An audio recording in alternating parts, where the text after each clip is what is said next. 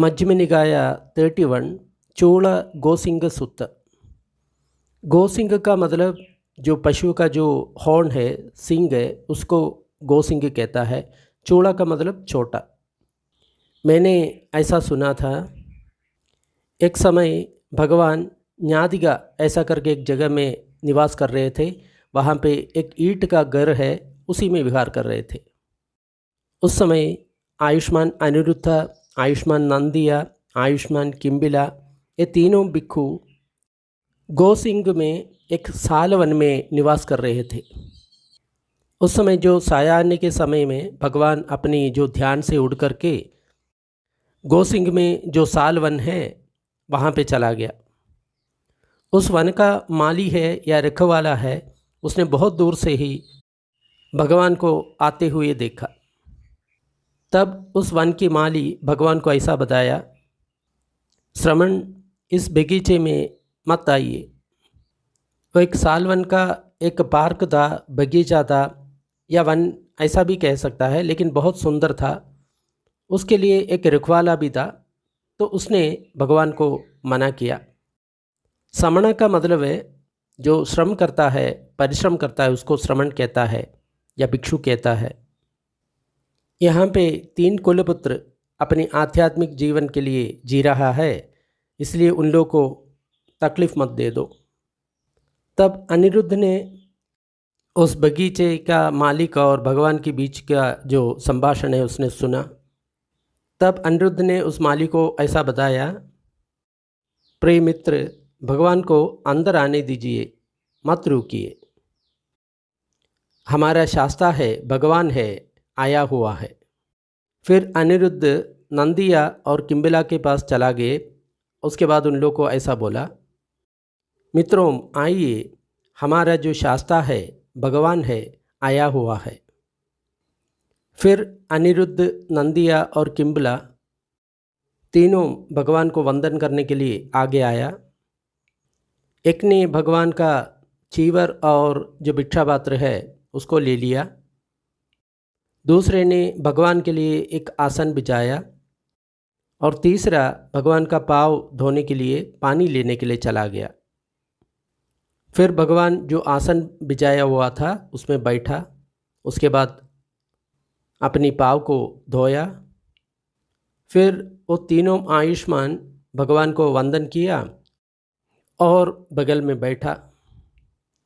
फिर भगवान ने अनिरुद्ध को बोला, अनिरुद्ध, आप लोग सब ठीक है ना, सही है ना, भिक्षान्न मिलने में कोई दिक्कत तो नहीं हो रहा ना? बंदे, हम सही है, हम ठीक है और हमको भिक्षान्न भी मिल रहा है, कोई दिक्कत नहीं है। भगवान ने बोला, अनिरुद्धा, आप लोग ऐक्य से जी रहा ना, आपस में प्रिय वचन ही बोल रहा है ना, बिना झगड़ा के दूध और पानी जैसा है ऐसा ही रह रहा ना, दया दृष्टि से ही आपस में देखता है ना? अनिरुद्ध ने बोला, बिल्कुल बंदे, हम ऐक्य से जी रहा है, आपस में प्रेम है, कोई झगड़ा नहीं है, दया दृष्टि से देख रहा है। तो भगवान ने पूछा, आप लोग इस तरफ कैसे जीते हो? तब अनिरुद्ध ने बोला, बंदे, मैं इस तरफ सोच रहा हूँ, मैं बहुत भाग्यवान है, बहुत ही भाग्यवान है कि मैं ऐसा साहेब ब्रह्मचारियों के साथ जी रहा हूँ। मैंने इस दोनों आयुष्मान से मैत्री चित्त से, मैत्री का वचन से, मैत्री का आचरण से मैं व्यवहार कर रहा हूँ, मित्रता से व्यवहार कर रहा हूँ। इस तरफ की जो व्यवहार है लोगों के सामने ही करता हूँ और अंदर भी ऐसा ही व्यवहार करता हूँ। फिर मैं इस प्रकार सोचता हूँ, क्यों ना मैं अपने विचारों को छोड़ करके इस आयुष्मान के विचारों के अनुकूल नहीं चलूं। बंदे, मैं इसी प्रकार करता हूँ, मैं अपनी विचार या आइडिया को छोड़ करके इन दोनों आयुष्मान की जो विचार है उसी के साथ चलता हूँ। इसलिए बंदे, मुझे ऐसा लगता है हम लोग शरीर से भिन्न है लेकिन मन से हम एक है। और जैसे अनिरुद्ध ने बोला वैसे ही आयुष्मान नंदिया और किमलिया इसी प्रकार भगवान बुद्ध को ही बोला। हम लोग भी बहुत भाग्यवान है क्योंकि ऐसा सह ब्रह्मचारियों को हमको मिला।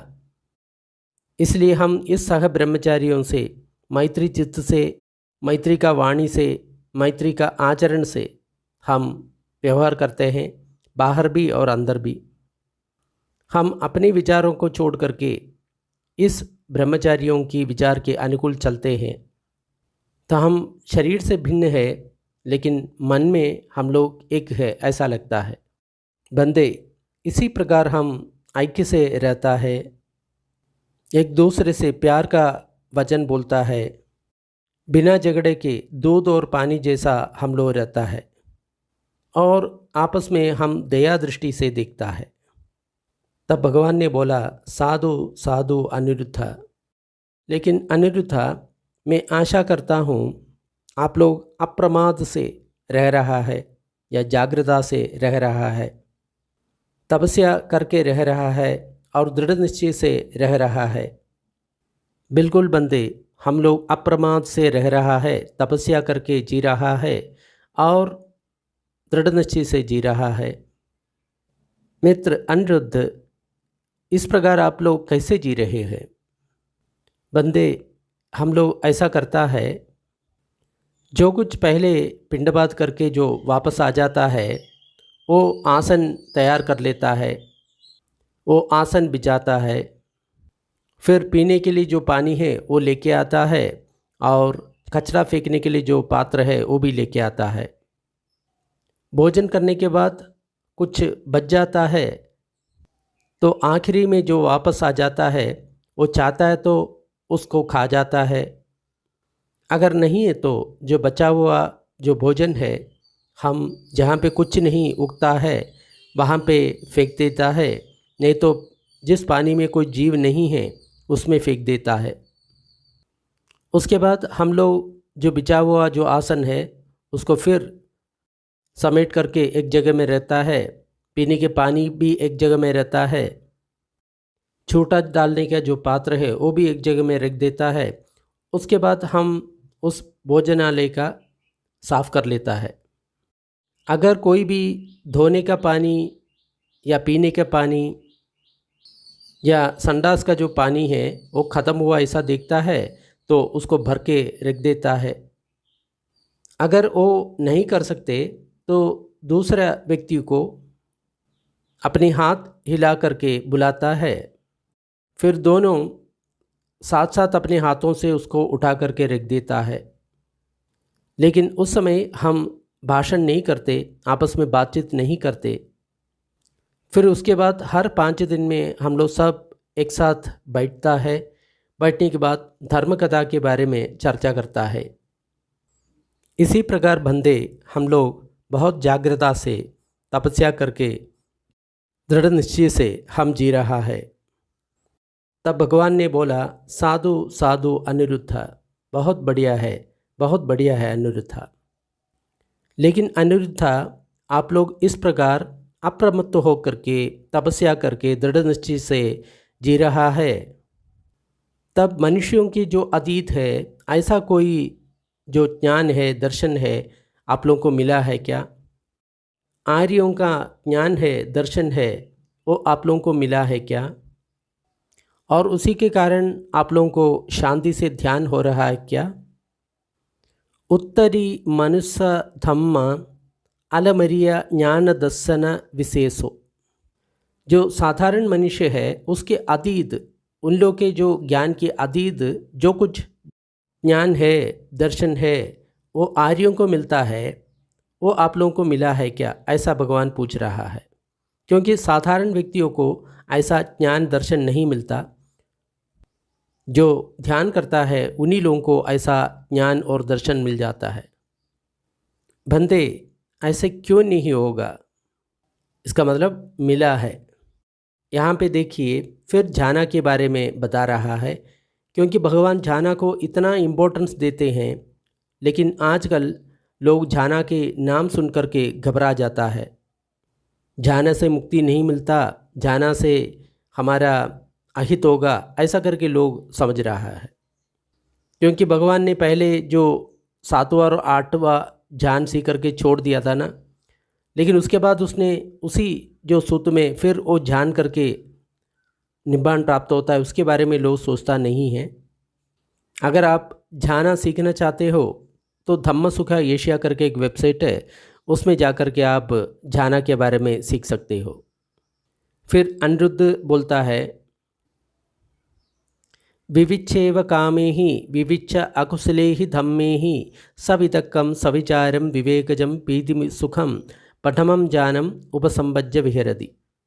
हम लोग जो काम है, इंद्रिय सुख है, उसको छोड़ करके, अकुशल धर्मों को छोड़ करके वितर्क विचार पीति सुख एकाग्रता सहित प्रथम ज्ञान में विहार करते हैं। ते बात बिल्कुल हमको अच्छी तरह समझना चाहिए। जो ध्यान का अवस्था है वो साधारण मनुष्यों को प्राप्त नहीं होता, क्योंकि साधारण मनुष्य हमेशा राग द्वेष की जो विचार में चलता है, लेकिन जब ध्यान में चले जाता है वहाँ पे अपना मन जो पंचेंद्रियों की काम विषय का जो चिंता है उसमें नहीं है, और उसके साथ साथ कोई भी अकुशल धर्म उसमें नहीं है। तो हम पिछले कुछ सूत्रों में सुना था, वहाँ पे मार का दृष्टि नहीं है, मार वहाँ पे दर्शन नहीं कर सकते उस व्यक्ति को। तो इसलिए ध्यान हमेशा एक सुपर ह्यूमन स्टेट हो जाता है। एक नॉर्मल व्यक्ति उसके बारे में सोच ही नहीं पाएंगे। तो पहले ध्यान में हम विहार करते हैं, वहाँ पे वितर्क है, विचार है, पीति है, सुख है, चित्त की एकाग्रता है। बंदे, ये एक उत्तरी मनुष्य धम्मा है। इसका मतलब जो साधारण व्यक्ति है, मनुष्य है, उसकी जो ज्ञान की परे की जो अवस्था है, इस ध्यान का अवस्था को हम लोग अप्रमत्त होकर के तपस्या करके दृढ़ निश्चय करके प्राप्त किया है। ये आर्यों का ही ज्ञान और दर्शन है। लोग इस ध्यान को नॉर्मली ऐसा समझता है कि बहुत गहरा ध्यान का अवस्था है, वहाँ पे कुछ नहीं होता, ऐसा करके समझता है। लेकिन ध्यान का डेफिनेशन कुछ और है। ध्यान का मतलब समझने का एक लेवल, उसी को ध्यान कहता है। हमारा समझ कितना डीप हो गया, इसको जो ध्यान बोलता है। पहले जो ध्यान में जितना जो हमारा समझ में आ गया, उससे भी जो सूक्ष्म जो ज्ञान है वो दूसरा में आ जाएगा। ऐसे 8 ध्यानों तक हमारा जो समझ है बहुत सूक्ष्म होते चले जाएगा। साधु साधु अनिरुद्ध, बहुत बढ़िया हो गया, बहुत बढ़िया हो गया अनिरुद्ध। अभी जो बोलने वाला बहुत इम्पोर्टेंट है। एतस्य पनवो अनिरुद्ध विहारस्य समतिक्कमाय एतस्य विहारस्य पडिप्पसद्धीय अत्तन्यो उत्तरी मनुष्यधम्मा अलमरिय ज्ञान दर्शन विशेषो अधिगतो फासुविहारोदि। एतस्य पनवो अनिरुद्ध विहारस्य समतिक्कमाय एतस्य विहारस्य। अनिरुद्ध, लेकिन आप उस जो ध्यान है उसको अतिक्रमण करके उस ध्यान को पडिप्पसद्धीय, उस ध्यान को शांत करके पडिप्पसद्धीय अतन्यो उत्तरी मनुष्य धम्मा अलमरिया ज्ञान दर्शन विशेषो अधिगतो फासु विहारोदि। फिर मनुष्य धर्म से जो अतीत है, ऐसा जो आर्यों का ज्ञान और दर्शन, उसको देकर के कुछ प्राप्ति किया है क्या? इस उपदेश में बहुत स्पष्ट से भगवान बोलता है, जब हम पहला ध्यान होता है उसमें हम रिलैक्स करना है, अपने आप को शांत करना है, मन को और शांत करके रिलैक्स करके उसकी जो अगले जो लेवल है उसको प्राप्त करना है। तो यहाँ पे ये जो रिलैक्सेशन ऐसा स्टेप है बंदे विमलारम सिका 6R का, ये यहाँ पे बहुत इम्पोर्टेंट है।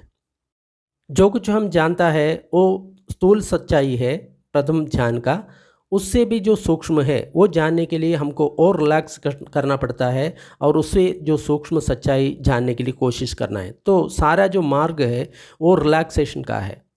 बिल्कुल हमारा जो शरीर और मन को ढीला करके उसको प्रशांत करके हमको और सूक्ष्म स्थिति को ओर जाना है। इसका मतलब हम स्थूल स्थिति से सूक्ष्म स्थिति की ओर जा रहा है। बंदे, ऐसा क्यों नहीं होगा? यावदेव आकंकमा वितक्क विचारानं वोपसमा अज्जतं संपसादनं चेतसो एगोदिभावम् अवितक्कम अविचारम समाधिजम पीतिसुखम द्वितीयं ज्ञानम उपसंपद विहारामा। यहाँ पे एक वर्ड देखना है, यावदेव आकांक्षाम। जब हम चाहता है, जब भी हम चाहता है, तब हम द्वितीय ध्यान पर पहुँच करके विहार कर सकता है। वहाँ पे वितर्क नहीं है, विचार नहीं है, पीति सुख और एकाग्रता है। संप्रसादनम चेतसो, चित्त को प्रशांत करके हम द्वितीय ध्यान में विहार करते हैं। एतस्य बंधे विहारस्य समतिक्कमाय एतस्य विहारस्य पटिपसद्धीय अयमन्यो उत्तरी मनुष्यधम्म अलमरिय ज्ञान दर्शन विशेषो अधिगतो फासु विहारोदि। फिर कैसे उस ध्यान के बाहर चला गया, ऐसा बोलता है। बंदे, उस ध्यान को समतिक्कमाय अतिक्रमण करके एतस्य विहारस्य पटिपसद्धीय, उस ध्यान को शांत करके, प्रशांत करके या रिलैक्सेशन करके, फिर जो मनुष्य धर्म है, साधारण मनुष्य है, उसका धर्म है, उसके अतीत जो आर्य धर्म है, वहाँ पे ज्ञान और दर्शन होता है, उसको देख करके हम विहार करता है। तो भगवान ने बोला, साधु साधु अनिरुद्ध।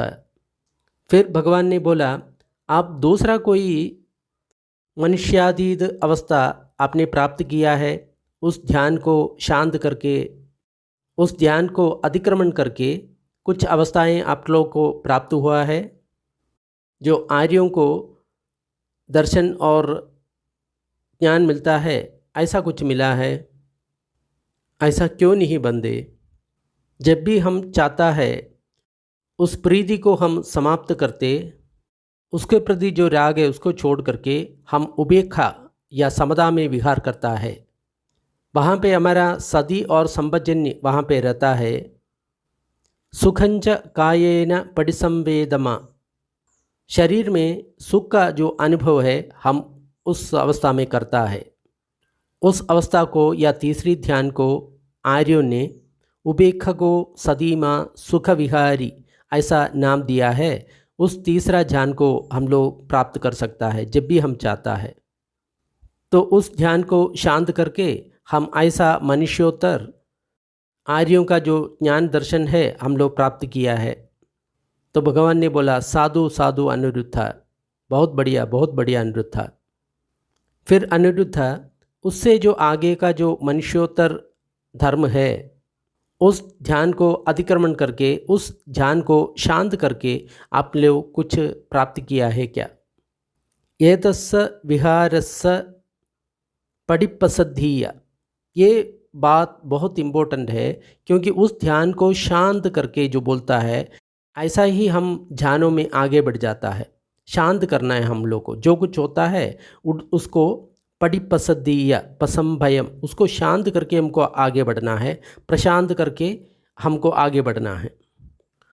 यहाँ पे बंदे विमलारमसी का जो शिक्षार है सूतों के साथ बिल्कुल मिल जाता है, क्योंकि उसमें शिक्षार में रिकग्नाइज, रिलीज, रिलैक्स, ये जो तीसरा स्टेप रिलैक्सेशन है बहुत बड़ा काम देता है ध्यानों में आगे बढ़ने के लिए, और अरहंत अवस्था तक जाने के लिए ये जो रिलैक्स स्टेप है बहुत इम्पोर्टेंट है। लेकिन ये जो 6 स्टेप है बहुत इम्पोर्टेंट है। शिक्षार का जो एक स्टेप है बहुत इम्पोर्टेंट है, वो 6 मिलना चाहिए तब भी कुछ होगा, नहीं तो सिर्फ रिलैक्स करते हुए हम आगे नहीं बढ़ सकते। 6 स्टेप साथ साथ होगा तब हम आगे बढ़ेंगे। तो इसलिए आप जाना सीखना चाहते हैं तो बंदे विमलारमसी का जो जाना है वो सीखना बहुत बढ़िया है, क्योंकि बंदे विमलारमसी का जो टीचिंग है वो बिल्कुल सूत्र से मिल जाता है, भगवान का वाणी से मिल जाता है। आप कोई भी जाना सीख रहा है, अगर वो सूत्र से नहीं मिल रहा है तो समझना चाहिए उसमें कुछ गड़बड़ है। तब अनिरुद्ध ने बोला, ऐसा क्यों नहीं होगा बंदे, ज़रूर हुआ है। जब भी हम चाहता है सुखस्य च पहाण दुःखस्य च पहाण पुब्बेव सौमनस दोमनसानम अट्टंगमा। पूर्व जो अनुभव करता था, जो सुख है और दुख है, उस दोनों को समाप्त करके सौमनस दोमनस उसको अतिक्रमण करके अदुःखम असुखम उपेक्षा सदिपारिशुद्धम चतुर्थम जानम उपसंबज्य विहराम। सुख और दुख, सौमनस दौर्मनस सबको अतिक्रमण करके अदुःखम असुखम जो न्यूट्रल है, ऐसा जो 14 ध्यान है उसको प्राप्त करके हम विहार करते हैं। तो उस ध्यान को जो अतिक्रमण करके उसको प्रशांत करके इस मनुष्योत्तर जो ज्ञान दर्शन है वो हम प्राप्त किया है। यहाँ पे मनुष्योत्तर का मतलब जो साधारण व्यक्ति है उसको ये सब अवस्थाएं प्राप्त नहीं होता, जो जाना करता है उसी को ही इस अवस्था प्राप्त होता है। एक साधारण व्यक्ति को कभी इस अवस्था मिलेगा ही नहीं, क्योंकि उसका मन हमेशा राग द्वेष से पीड़ित है।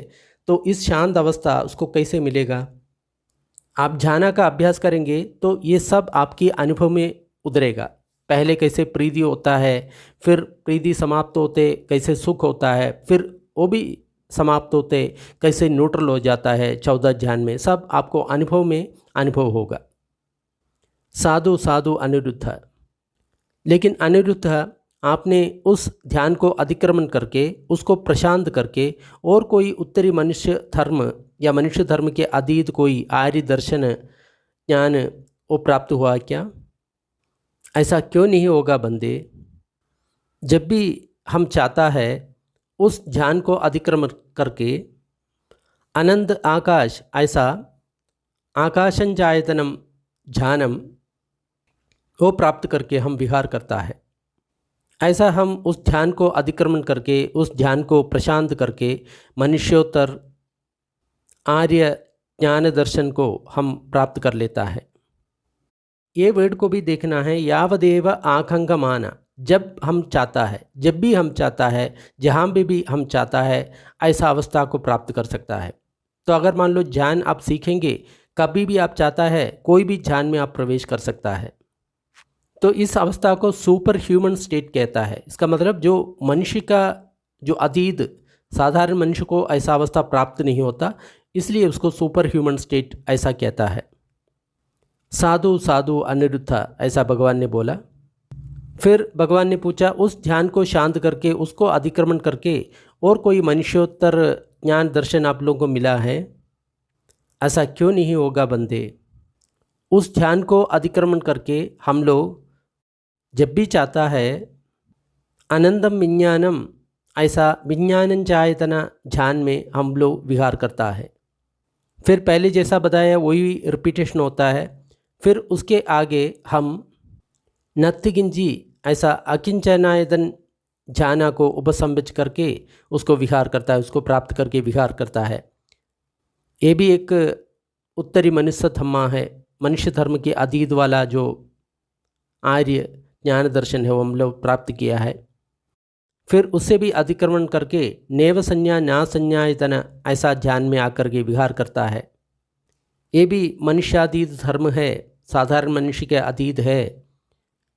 ऐसा आर्यों का ज्ञान दर्शन विशेष हम लोग प्राप्त करके विहार करता है। साधु साधु अनिरुद्ध, अनिरुद्ध, उस ध्यान को अतिक्रमण करके उसको प्रशांत करके आप और कोई मनुष्योत्तर धर्म प्राप्त किया है क्या? ऐसा क्यों नहीं होगा बंदे? जब भी हम लोग चाहता है उस अवस्था को अतिक्रमण करके नेव संज्ञा ना संज्ञायतनम, उस ध्यान को अतिक्रमण करके संज्ञा है या नहीं है ऐसा जो ध्यान है उसको अतिक्रमण करके संज्ञा वेदित निरोधम उपसंबज्य विहराम पन्याय चनो दिस्वा आसवा परीक्षीण। तो उस ध्यान के बाद हम लोग संज्ञा वेदित निरोध उस अवस्था पर पहुंचता है। वहाँ पे संज्ञा और वेदना दोनों समाप्त होता है। संज्ञा का मतलब जो मूल्यांकन करने वाला है वो चित्त वो बिल्कुल ख़त्म होता है, और वेदना जो कुछ संवेदना होता है वो भी निरुद्ध हो जाता है उस अवस्था पर। फिर प्रज्ञा से देकर के हमारा जो आसव है वो क्षीण हो जाता है। ये भी एक मनुष्योत्तर ज्ञान है, दर्शन है, हम लोग प्राप्त किया है। उस ध्यान को अतिक्रमण करके, उस ध्यान को प्रशांत करके ऐसा अवस्था हमको प्राप्त हुआ है। यहाँ पे ये बोलता है प्रज्ञा से देकर के अपना जो आसव परीक्षीण हो गया, ऐसा कहता है। इसका मतलब निर्वाण का अनुभव किया है और उससे हमारा जो आसव है, जो भी कलंक है, वो क्षय हो रहा है। बंदे, हम इससे सूक्ष्म और इससे जो बढ़िया है, ऐसा कोई ध्यान अवस्था को नहीं देखा। ये सब अवस्थाएं बहुत ईज है और बहुत कंफर्ट है। इसलिए बोलता है फासु विहार, बहुत आसानी से, बहुत कंफर्टेबली हम विहार कर रहा है। फिर भगवान ने बोला साधु साधु अनिरुद्ध। फिर भगवान ने बोला इस जो अवस्था है, कंफर्ट अवस्था है, इससे जो सूक्ष्म है या इससे कोई आगे है, ऐसा कोई अवस्था नहीं है। यही सबसे जो शांत अवस्था है। फिर उसके बाद भगवान ने अनिरुद्ध, नंदिया और किम्बला को धर्म कथा से उन लोग को उपदेश दे दिया, प्रेरणा दे दिया, उत्साह दे दिया। उसके बाद भगवान ने अपने आसन से उठ करके चला गया। फिर वो तीनों आयुष्मान भगवान के साथ साथ कुछ दूर चला, फिर उन लोग वापस आ गया। फिर नंदिया एंड किम्बला ने अनिरुद्ध को इस प्रकार बोला, हमने कभी भी आपको, हम लोग को इस तरफ का ज्ञान मिला है, इस तरह का उपलब्धियाँ मिला है, हमारा आसव क्षय होने का जो अवस्था हमको प्राप्त किया है, ऐसा हमने कभी आपको नहीं बताया। फिर आपने कैसे ये सब बात भगवान बुद्ध को बताया? ये बहुत ध्यान देने वाला जो बात है। ये तीनों जो आयुष्मान है, साथ साथ रहता है, तीनों को इस अवस्था प्राप्त हुआ है। और नंदिया और किम्बिला कभी भी अपना जो ध्यान का जो अवस्था है अनिरुद्ध को नहीं बताया था। यहाँ पे जो साधक होता है, उन लोग को कुछ भी अनुभव होता है, पूरा दुनिया को विलंबर करता है। लेकिन यहाँ पे देखिए, ये तीनों आयुष्मान साथ साथ रहता है और जो दोनों को जो अनुभव हो गया, कभी अनिरुद्ध को बताया नहीं। फिर अनिरुद्ध ने बताया, आप लोग कभी भी, आप लोगों को इस तरह का जाना प्राप्त हो गया, इस तरह का अवस्था प्राप्त हो गया, ऐसा आप लोग कभी मुझे नहीं बताया। लेकिन मैंने अपने मन से आपका मन को जांच करके ऐसा निगमन पर पहुंच गया। और वो भी नहीं, देवता भी मुझे इस बात का जो ज्ञान है दे दिया। तो अनिरुद्ध का जो दिव्य दृष्टि है, उससे अपना जो साहेब ब्रह्मचारी है, उसका चित्त को देख करके अनिरुद्ध ने समझ लिया कि उसका आसव का क्षय हो गया, नहीं तो उन लोग को निब्बाण मिल गया। और देवता भी अनिरुद्ध को ऐसा ही बताया। जब भगवान बुद्ध ने मुझे सीधा ही पूछा, तब मैंने भगवान बुद्ध को ही ये सब बताया। फिर वहाँ पे जो रहने वाला एक यक्ष है, उसका नाम है दीघा परजना। वो यक्ष भगवान के सामने चला गया और भगवान को वंदन किया और एक साइड में खड़ा होकर के भगवान को इस प्रकार बताया, बंदे, जो वज्जी में जो लोग रहता है बहुत भाग्यवान है। वज्जी में जो रहने वाला जो लोग है बहुत ही भाग्यवान है, क्योंकि अरहंत सम्मा संबुद्ध भगवान भी वहाँ पे रहता है और वो तीन आयुष्मान लोग भी वहाँ पे रहता है। आयुष्मान अनिरुद्धा, आयुष्मान नंदिया, आयुष्मान किमिलो। फिर उस दीघा परिजन का शब्द सुनकर के ब्रह्मा देवा, जो भूमि में जो देवता रहता है, उन्हीं लोग भी इस प्रकार बोला, वज्जी का जो लोग है बहुत भाग्यवान है, बहुत ही भाग्यवान है, क्योंकि वहाँ पे भगवान रहता है और ये तीन आयुष्मान अनिरुद्ध, नंदियो, किमिलो वहाँ पे रहता है। फिर उस भूमि देव का जो शब्द सुनकर के चातुर महाराज का जो देव है वो भी इस प्रकार शब्द किया। फिर वही रिपीट होता है, वज्जिया का लोग भाग्यवान है क्योंकि वहाँ पे भगवान बुद्ध और ये तीन आयुष्मान लोग वहाँ पे रहता है। फिर ये चातुर महाराज का देवों का शब्द सुनकर के तावदिम स देवा उस शब्द को दोहराया। फिर उन लोगों का जो शब्द सुन कर के जो यामा देवा है, फिर उन लोगों का शब्द सुन कर के तुसिदा देवा है, फिर उन लोगों का शब्द सुन कर के निम्माण रदी देवा है, फिर उन लोगों का शब्द सुन कर के परनिमित वसवती देवा है, फिर उन लोगों का जो शब्द सुन कर के ब्रह्मकाई का जो देव है। उन लोग ऐसा बताया, वज्जी का लोग बहुत भाग्यवान है, वहाँ का लोग बहुत ही भाग्यवान है, क्योंकि वहाँ पे तथागत अरहंत सम्मा संबुद्ध भगवान रहता है और ये 3 आयुष्मान रहता है, आयुष्मान अनिरुद्धा, नंदिया और किम्बिला।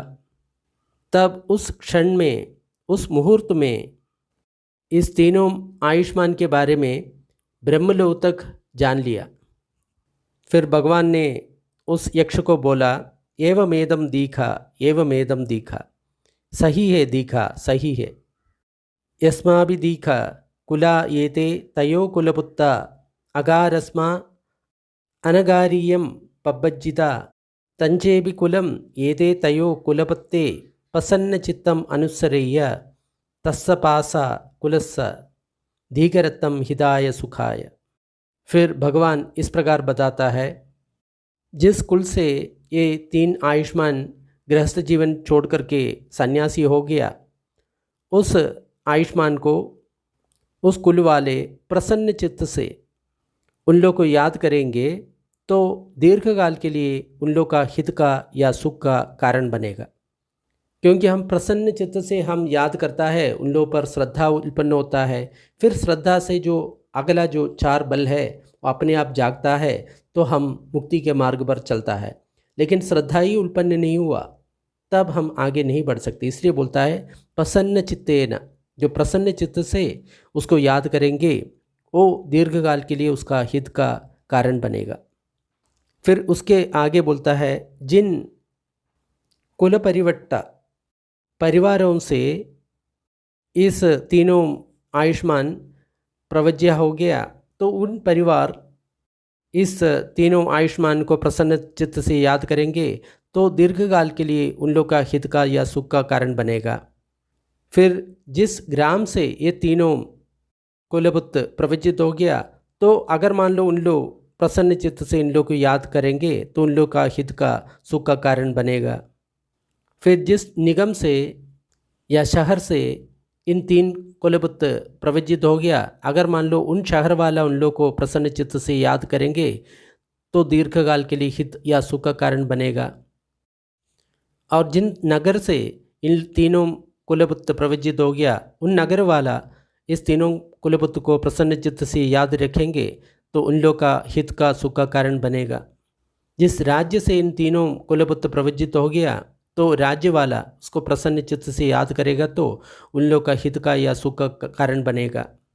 और जो भी क्षत्रिय लोग हैं वो लोग भी बड़ा प्रसन्न चित्त से इन तीनों आयुष्मान को याद करेगा तो दीर्घकाल के लिए उसका सुख का हित का कारण बनेगा।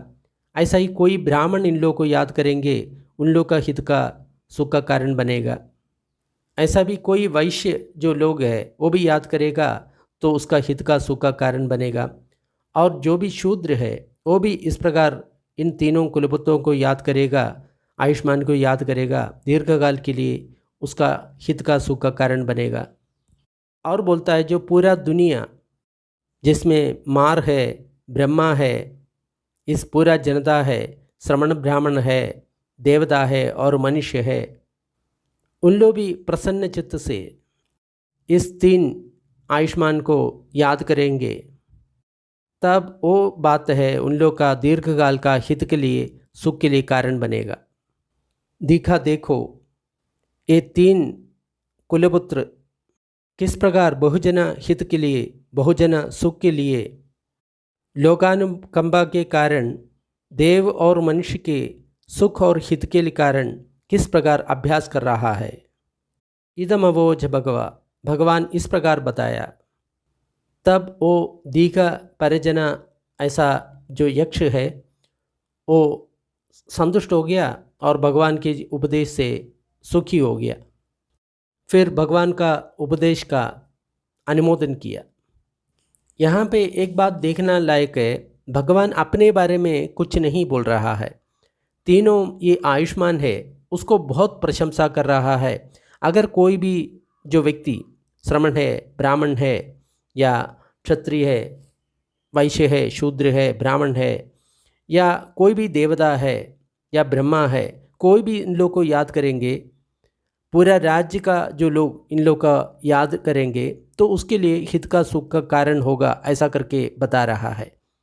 इसका मतलब ऐसा है, अगर हम बुद्ध का याद करेंगे तो कितना अपना हित के लिए सुख का कारण बनेगा, ऐसा हम सोच भी सकता है। इसलिए जो इस मार्ग पर चल रहा है, सुबह बुद्ध को, धर्म को, संघ को याद करना ही चाहिए, त्रिरत्न को रोज़ याद करना ही चाहिए। तो उससे क्या होगा, अपना श्रद्धा बढ़ेगा, श्रद्धा बढ़ेगा तो उस रास्ते में चलने का अपना मन होगा तभी हमको मुक्ति मिलेगा। नहीं तो श्रद्धा ही नहीं है तो कैसे आगे बढ़ेगा। इसलिए त्रिरत्न को रोज़ याद करना है। सिर्फ याद करके रहने से कोई काम नहीं होगा, इस तीनों आयुष्मान की तरफ जाना में एक एक कदम आगे बढ़ना है और निर्वाण को प्राप्त करना है। इस सूत्र में भी जान का इम्पोर्टेंस के बारे में बताया है, उससे कैसे मुक्ति मिलता है ऐसा करके बताया है। वीडियो पसंद आए तो लाइक और शेयर करें।